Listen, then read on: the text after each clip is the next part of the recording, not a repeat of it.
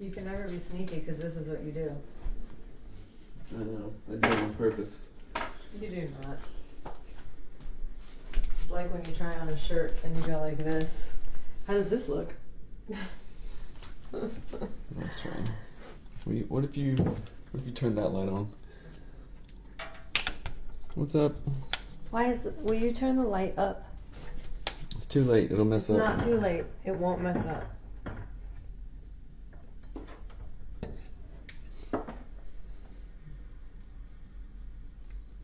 Good morning. Hi. Good morning. What is this about? Good morning, Rochelle. Low Right. network connection. Sick Mariners hat. Ooh, thank you. Speaking of Mariners, Seattle AOM event. Yes. Our son's name is Mariner, but not after the baseball team. After the seamen. What? Sailors. Oh A seaman. All right, that's enough. A man of the sea?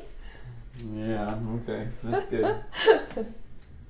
Where's my earrings? I mean, my headphones. They're no, right there. They're not. Yes, they Oh, are. I gotta wear these? Yep.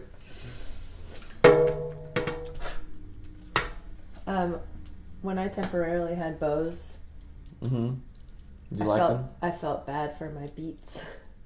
You felt sorry for your... I was like, I'm not trying to replace you. That's funny. Check. What's up, Mama? These in make the my wild? hair look Hello. weird. Tearing it up. What's up, Brittany? Good morning. My other headphones are in the room with the boys. And they're sleeping. Mm-hmm.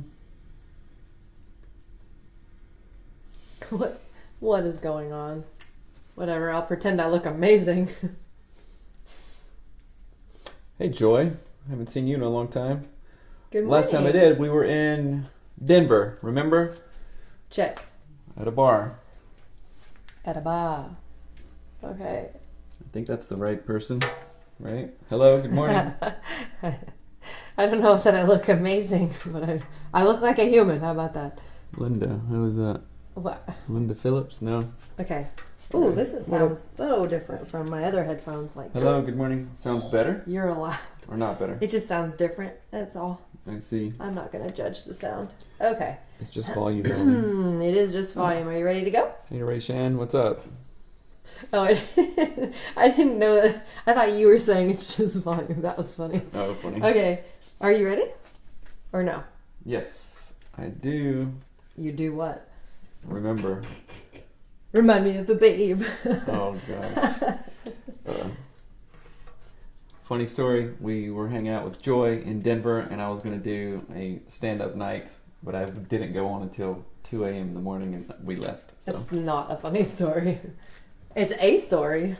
Not funny. Okay, Nice. no long What? pauses. When you get in the mood for long pauses, I want to lose my mind. We're not recording, so it's fine. I don't even care. What's up, Brad? Good morning. Hey, Michelle Ray. Oh my Hello. God. Hold on. Let's get a little bit more Welcome. light. Oh, yeah.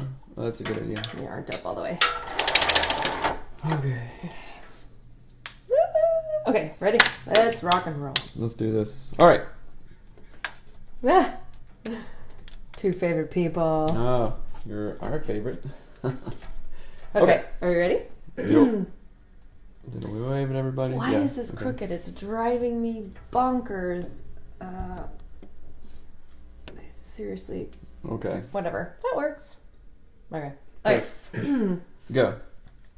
Hello and welcome to the Anatomy of Marriage podcast. I'm your host, Melanie Studley. Good morning. My name is Seth Studley. I'm a licensed marriage and family therapist, and today is day 49 of the AOM 100 Days Questions and Challenges.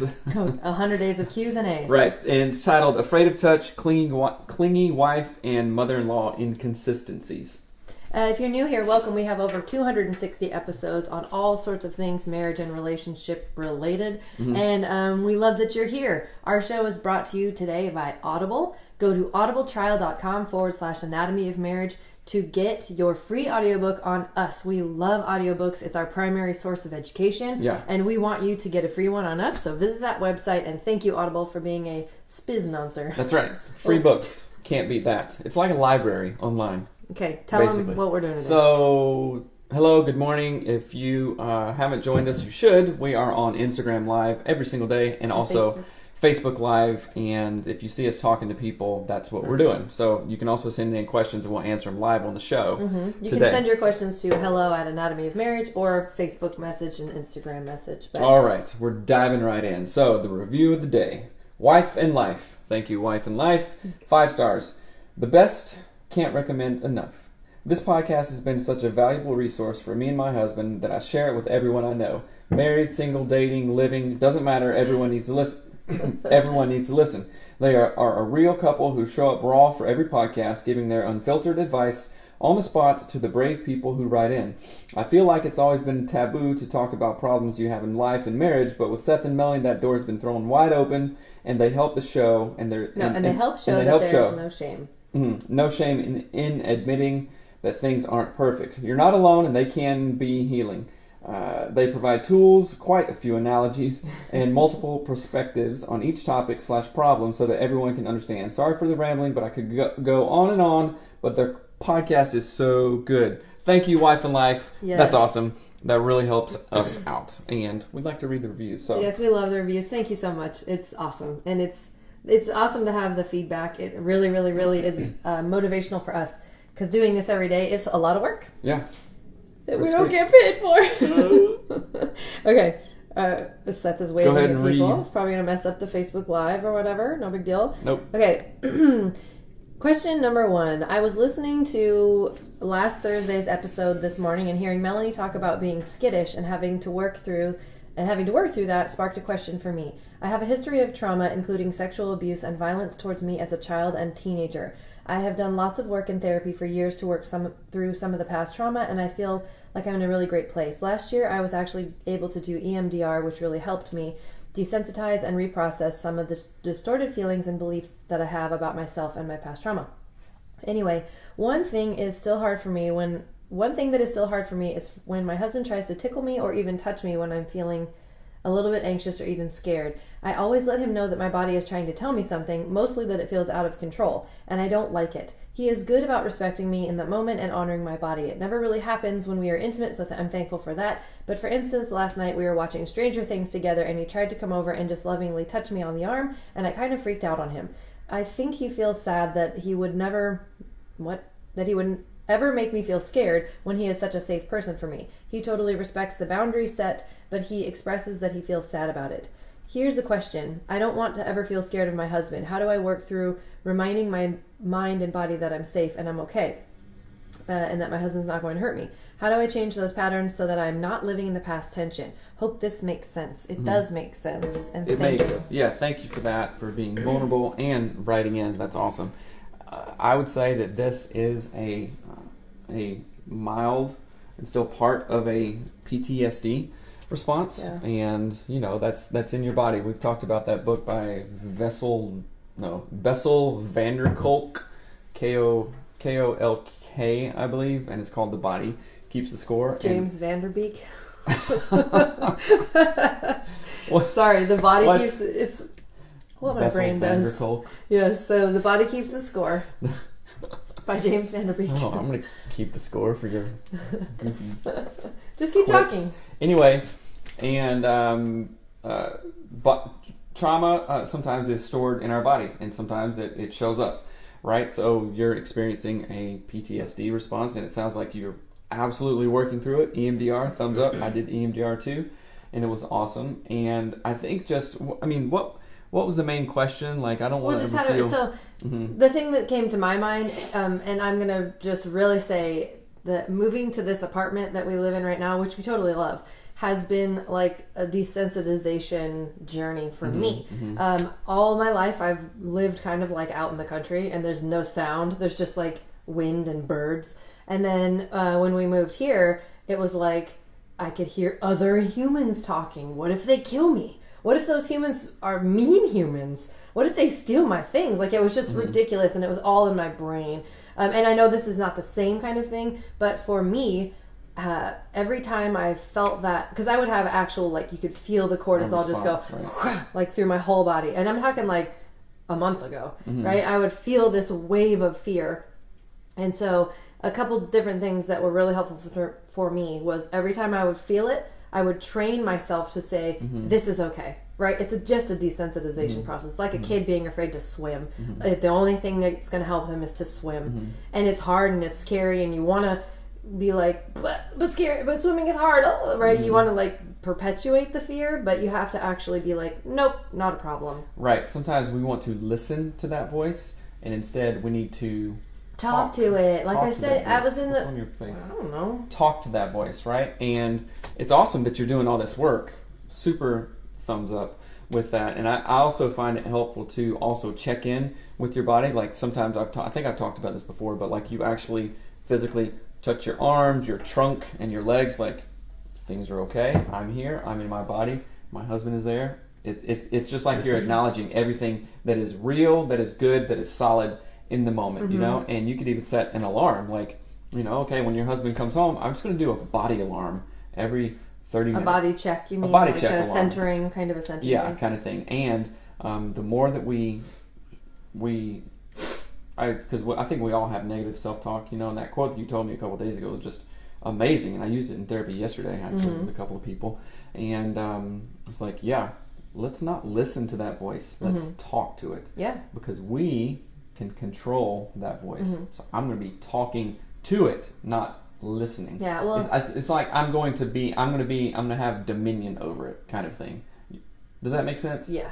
What? The word dominion just Dominion? throws me. I just think of the Dominican Republic. Old Dominion freight lines? Yeah, I was thinking freight lines. No, the thing I want to talk about that is that... well, sorry, it's funny that someone said they think of memes of James Van Der Beek crying, and I got sidetracked. I think it's really funny. That one's funny. But so the thing that makes me think of, like you said, don't listen to the voice in your head, talk to it, right? So we have, like I've mentioned in the past, like several versions of ourselves, right? So we have the person who's living in the body, right? That mind, that version of us. But then we have this other person, like this other brain that can see us in moments sort of from a different vantage point and can go, oh, this is not that bad. Why don't you stop crying? Like we have another part of our brain that can do that only if we tap into that part of our brain. You're making a face. Do you not agree? No. Oh, okay. So what I think about that is like the person that's in the moment is the person that hears that shame. Oh, I'm bad. Oh, I'm broken. Oh, this is that. Oh, it's terrible. The person who is in the like stands in the arena watching us is the person that will talk down to you and you say, no, you can do it. You got this. You're great. And so what I want you to try to do in these situations is desensitize yourself on purpose with your husband and just be like, okay, husband, this is going to be weird and I might cry. No big deal. Tears are cool. And say, I want you to like, and just be really like, husband, be super gentle. Do not like, don't be weird or dumb about this. That's not good. But I would say, let yourself be desensitized. Let yourself feel that momentary discomfort, and then let your upper brain that's way up here tell you it's going to be fine. You're going to be okay. And the only thing that will get you through it is just doing that over and over and over until it's not a problem. And it makes me think you can even bring your husband along, which I'm not sure if you said that or not. Yeah, but you could do like active practice, like, okay, feel it, feel the anxiety, and then I'm going to touch you on your arm, and or whatever, you know, wherever you want to be touched, and speak to you super lovingly, say, I'm here. Yeah. All this stuff. And it makes me think of the way that you have to retrain like an animal that's been abused. It's very similar because it's their body that like the body keeps the score by James Van Der Beek. It's it really is like your body is reacting and then your brain is going, what do I do about the fear I feel? But we need to flip it the other way around. We need to say, what do I think and how do I behave based on what I know? As opposed to what do I feel, if that makes sense. A friend says, I just started reading The Untethered Soul, and it talks a lot about the voice in your head. Ooh. It's really good so far. Oh, that's cool. Never heard about that. Yeah, we'll have Untethered Soul, okay. Cool. We'll have to read that. Thank you for sharing that. Hopefully it's on audibletrial.com. Okay, let's go to the next one. Okay, so I need an outside view on a recurring point of contention between my wife and me. My wife and I both work, though she is off for the summer since she's a teacher. When we're both off, we spend almost all of our time together. Don't get me wrong, I love spending time with her, but I'm trying to convince her that we should be comfortable with having alone time. I like to play Xbox with friends, and I am always sure to check with her beforehand, which is almost annoying anyway. But tonight we got into a fight because even though she said she was fine with it 3 times this week, an hour or 2 each, she said she actually wasn't fine with it, and she gets bored just sitting there waiting for me to be done. I feel this is kind of ridiculous, but maybe I just need to press harder in asking for permission, so I'm frustrated right now. Did you say that he plays video games? Did you edit that out on accident, or did you say it? Xbox. Okay, I somehow spaced when you said that. Right. This is a great question, and I have lots of thoughts about it. Because holy cow, did I ever do that kind of crap to you? You didn't play video games, but I would just like. But I went for hunting some or reason, like alone in the woods or the river or I don't know what else. Just around the river bend? Uh-oh. Song time? The song just like plowed through my brain at a million. I wish. Yeah, I think it's really important from the wife's perspective. So this is a husband writing in, obviously. Actually, answer it from the man's perspective first. Okay, I get what you're saying, right? You want to do your own thing, and that's totally fine, right? Unless it becomes unbalanced, which an hour or 2 each time a week. I don't know if you guys have kids or not. Are you shirking other responsibilities, or what are you doing? Is it random? Like, oh yeah, good morning. What do you want to do today? I don't know. And then 30 minutes later, like, oh, I'm in an Xbox sesh with my friends for 2 hours. That would be kind of annoying. Like I get annoyed at Melanie because she works all the time, right? And I'm like, okay, well, what do I do? And then I'm like, well, planning stuff. And then I tell her, she's like, well, I can just be done in a minute. I'm like, well, I already planned something, and it's just kind of annoying. Not really, but sometimes. But maybe, how about this? The annoying thing is like, I want to spend time with you, right? So maybe your wife is like, I want to spend time with you. It's not that you can't play Xbox or that's the enemy or whatever, right? Yeah. Well, what it is, it's just a difference of expectation. You're saying to yourself, oh, Xbox sounds fun. I'll do that for 2 hours. And your wife is like, oh, I want help with the cleaning. And then you sit down to do Xbox for 2 hours, and she's like, my expectations were not met. Right. So it's a matter of clarity, communication, very clearly laying out your expectations and desires, and then coming to a compromise together about it. Because I'll tell you what the pattern I'm seeing is the pattern that we have done, where it's like, I want you to read my mind, Seth, and I want you to know what I want, and I want you to attune and then do the thing I want. Why do I have to tell you what I actually want? See, I'm looking at you, and you should know what I want, which is terrible. Well, this happened with jiu-jitsu, like the last couple times I've gone, maybe the last 2 times, and then I've not gone because we've had a conversation about it. She's like, I don't want you to go. You've been gone all day. And I'm like, dang it. Yeah, well, and it was literally just a conversation about expectations, because he was trying to shift some of his, like, how he did work and how he did jiu-jitsu and blah blah blah, and then it just didn't work, and we hadn't actually sat down and talked about it. So when I brought it up, he felt like, well, his expectation was that it was fine, and my expectation was like, oh, I thought you'd be like home helping more. And so that dissonance is okay as long as you take what you're feeling and you turn it into something that's helpful. Bring a solution. So how about this? Let's real time the thing. Let's real time the thing. So, jiu-jitsu. I've only gone like 5 times. Got my butt kicked every time, but it is awesome and I really like it, right? It is something that I want to do. Once a week, twice if I get lucky, if it works out, right?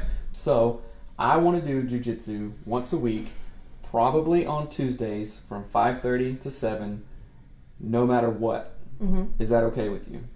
It sort of just depends, but it can be okay if you write it on the freaking calendar. Okay, so write it on the calendar. So my expectation is, sure, do work, whatever, everything's normal. And then on Tuesdays, Dad, Seth, does jiu-jitsu.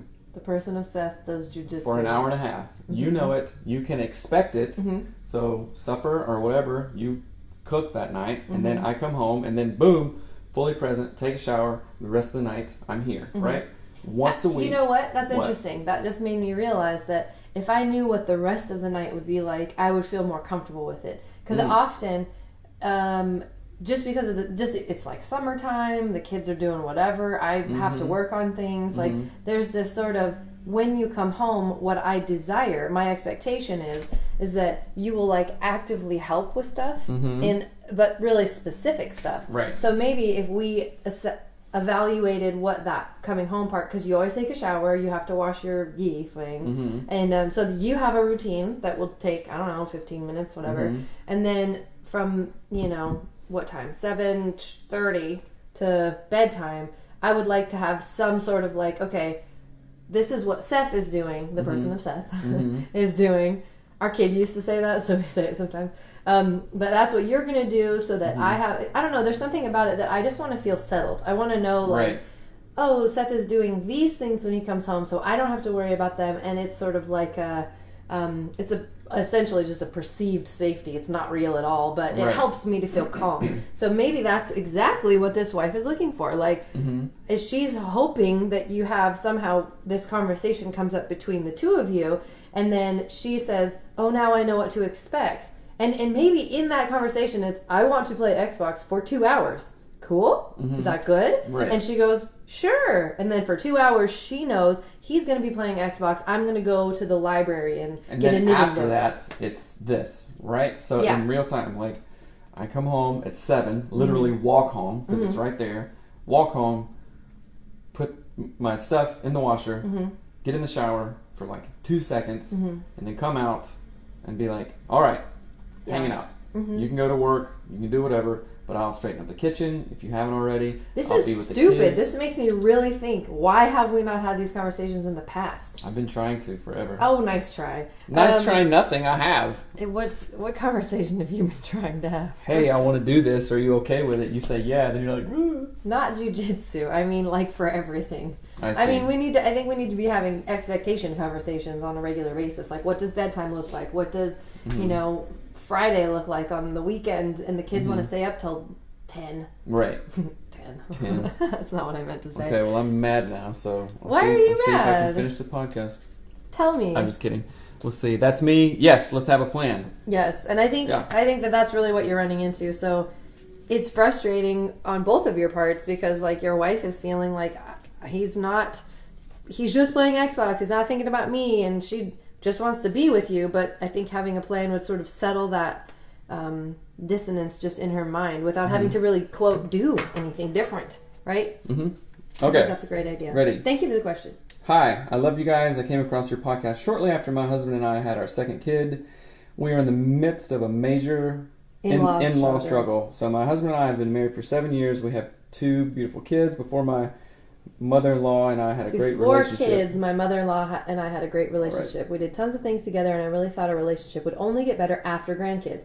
Boy, was I wrong. My mother-in-law has an overbearing, self-entitled, and doesn't respect me as a mother and wife, nor boundaries my husband and I put in place. I have tried everything: letters, luncheons, nice gestures, everything. Recently, I expressed to my husband my concerns, and he's a textbook description of a mama's boy. That's not good. He struggled with transitioning from being an obedient son or loyal husband. I feel he chooses his mom over me. I asked if he can speak with his mom so we can hash out our differences and concerns and move on. His mother is a master manipulator, and she convinced him that she was willing to have a conversation with me. Days later, she came to me about asking to talk. I agreed we could. Months later, we still have not set a date and time to talk. My husband confronted her about not having a conversation with me, and she reassured him she would. She even said she prayed for our relationship to get better. I feel she doesn't care about respecting me or having a relationship. She just wants to remove me or control overseeing the grandkids whenever she wants, which I've never denied her from seeing them unless our kids are sick or we have plans. My mother-in-law finally agreed to talk based on us coming over with the kids, and we could talk while the kids play. Simply impossible, and I feel she just wants to see the kids. Days later, we are supposed to meet at a neutral location to talk. Needless to say, she canceled. Wow, I can't be around her anymore until she acknowledges and apologizes for her behavior and mistreatments. I want to distance myself from her for a while, and I want my husband to support me in loving from afar. Is this too much to ask? I would say no. Yeah. It's not too much to ask, because it's more about how we ask it, I guess. It's how you ask it, and it's what you're asking for is a normal relationship where you are the mom, you have a hierarchical place in the kids and a hierarchical place with her son, right? So it's you two, and then it's kind of top down, right? And in this, what is it called? There's a theorist called Salvador Minuchin in, I think, structural family therapy, and he talks about like the hierarchy. Like people sometimes need a leader, like they need the parents to be on the same page, or in family therapy, parents to be on the same page to do this. This is how we're going to do it, and it's all about boundaries and all kinds of different lines of leadership and stuff. It's really interesting, right? And it makes a whole lot of sense. And that's what you guys are trying to do.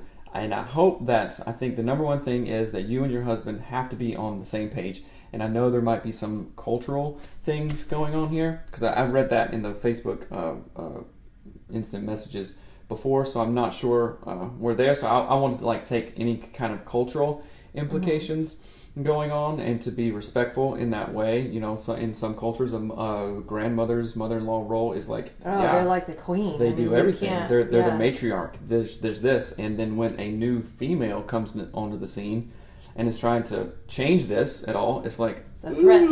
It is a threat, right? So healthy boundaries around that, culturally appropriate boundaries, whatever that looks like, in that situation. And I say the number one thing is you have to be on the same page. Somebody says, what if you aren't on the same page? Then how do you address that? Well, I have some thoughts on that. You talk to your spouse about it. Like, this is how it goes. We have to be this way or else this doesn't work. I need to know that you have my back when I'm talking to your mother, when I'm talking to your father, kind of thing. We talked about this yesterday in our own lives. Yeah. Okay. I what are think your thoughts? Some of the things that come to mind when I read this is there's a way to walk through this. Okay. We often, when stuff like this happens in relationships, and I'm totally guilty of this, I want to like vomit out onto the person that I'm upset about everything that's in my head.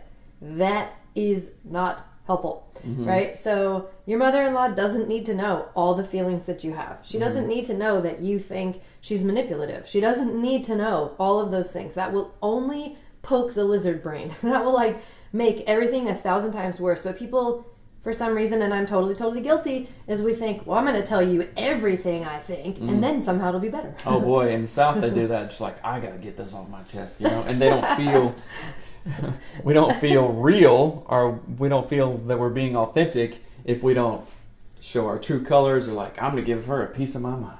Yeah, it's not helpful. Kind of thing. It's funny. But that's a cultural thing. That's a Southern cultural thing. Yeah. So, as we were talking about cultural differences. Yeah, and so it talks about like, how can I distance myself from her, and I want my husband to support me. So number one thing is you don't need to tell everyone how you feel all the time, like just as a rule of thumb. But the husband supporting me part, I want to just reference our relationship, because this is something we struggled with when we were early and married, and we had a weird tension because we didn't live by Seth's family. I'm totally culturally from a different place than Seth is in many ways. Like Mars. My family is not even. There's lots there, but from Uranus. What just happened? No thanks. No thanks. But one of the things that was happening was I was putting all of my responsibility or my feelings of your mom can't do this, she can't say this, I don't want to blah, and I was like shoving it in his face and being like, you have to fix this, and basically thinking he's a mama's boy, he's not going to change because blah blah blah, right? And that's super not helpful. Like, it made it so that there was so much stress on Seth to walk that line and try to balance between his mother and I in a way that was not beneficial. It's like this. Do people know about like company mergers and hostile takeovers? Like in the business world? Sure. And stuff like that? It's like you were so I am, my mom was the CEO, and I was part of her family, right?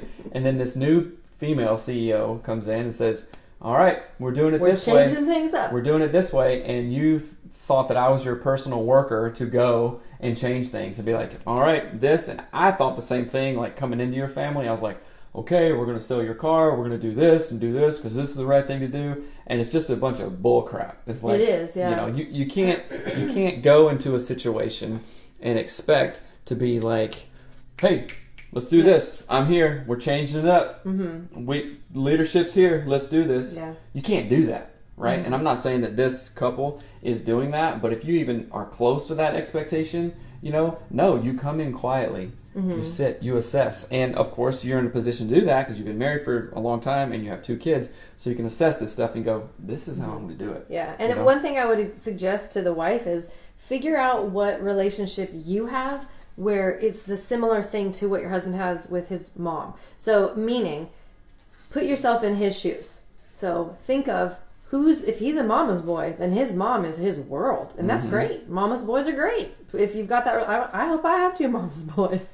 I don't want to lose my sons yet. Well, there's a distinct difference. A mama's boy with an overbearing mom or like a loving just wait for it. Child. So I want you, the wife, to put yourself into his shoes and say, what relationship do I have that if my husband was coming to me and saying, you need to change this. You need to talk to so-and-so, your own mom maybe, or your dad, or whatever that is, like your grandma. Do you have a relationship that's similar to what he has with his mother? How would you want your partner to deal with you in that scenario, right? So I do think that there is an element of like, use the clearing structure, go to anatomyofmarriage.com, go on our tools, find the clearing structure, maybe you sit down with that. And it's just questions you fill out together on the website. And so you can also print it out and write out your questions and answers.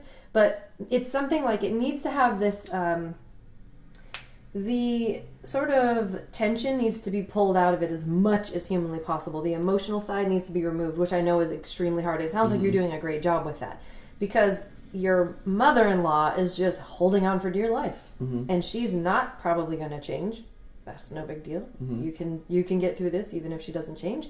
But you and your partner need to have. It can't be a pointing fingers. You need to fix this. This is your mom. It's your whatever. It has to be some sort of like broader conversation that is based in we can do this together, and I as the wife understand the stress that puts you under as a husband, kind of a deal. Does that make sense? And I think there is a way to get around it without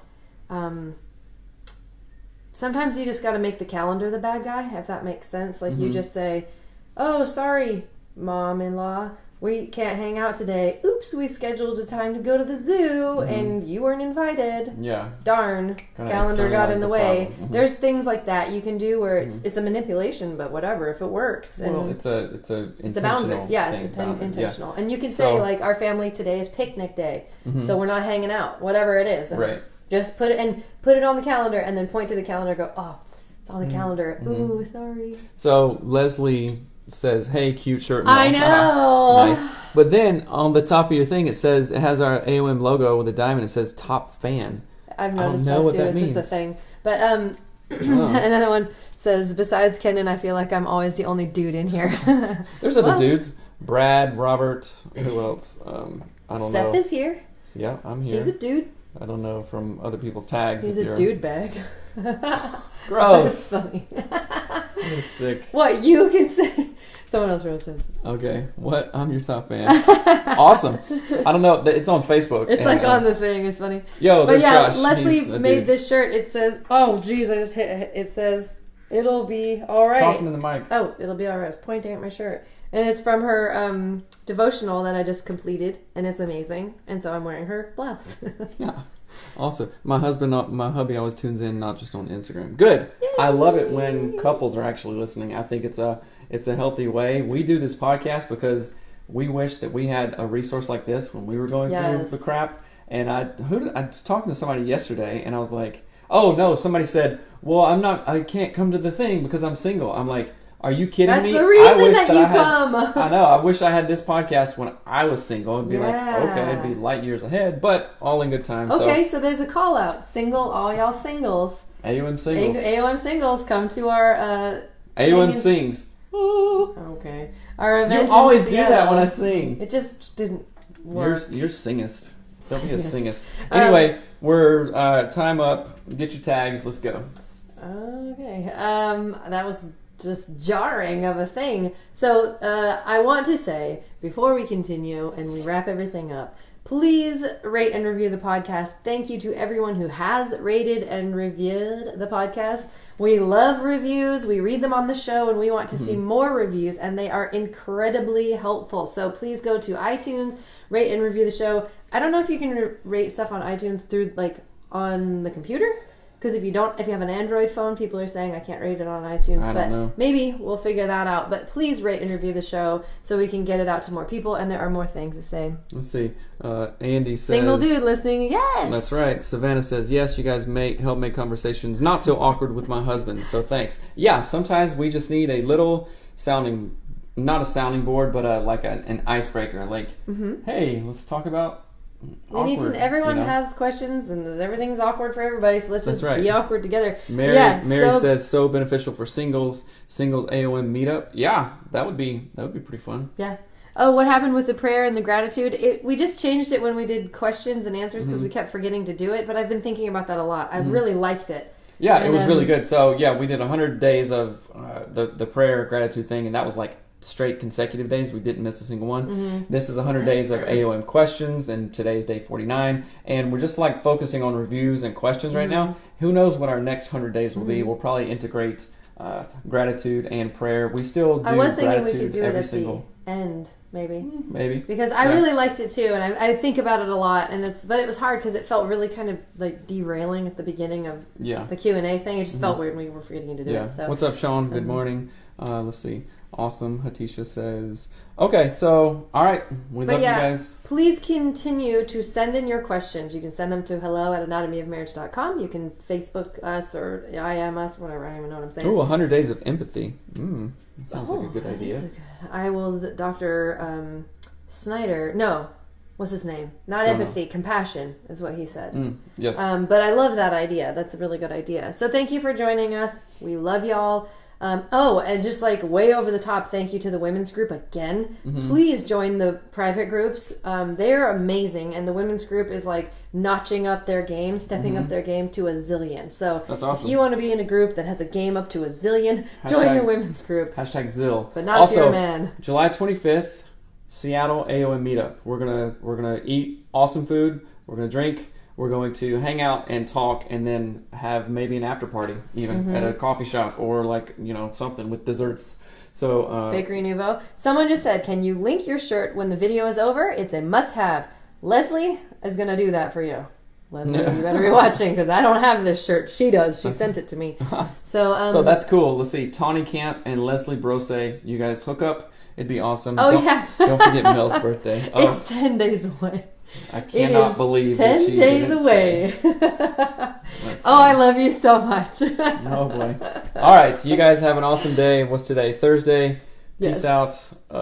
Be awesome. Okay, love you. Bye. Bye. That's the best. That's funny. You guys are funny. I was thinking I have 3 love languages: graphic tees, Vans high tops with zippers on the back, and I can't remember what my third one was. Your birthday year. It's my birthday year. Wish I could do an extended vacay. My high school reunion is this weekend and can't go, but I wish I could do that at the meetup. I wish you could too. Yeah. Man, that'd be awesome. But high school reunion is kind of cool. I haven't been to one because they're 3,000 miles away, so I didn't go to mine either. Yeah.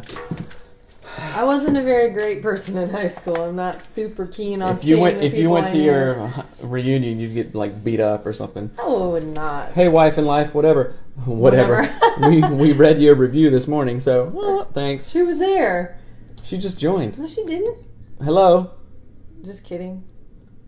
All right, bye guys. I don't know everything. Yeah, I know. All right, see you later. Bye.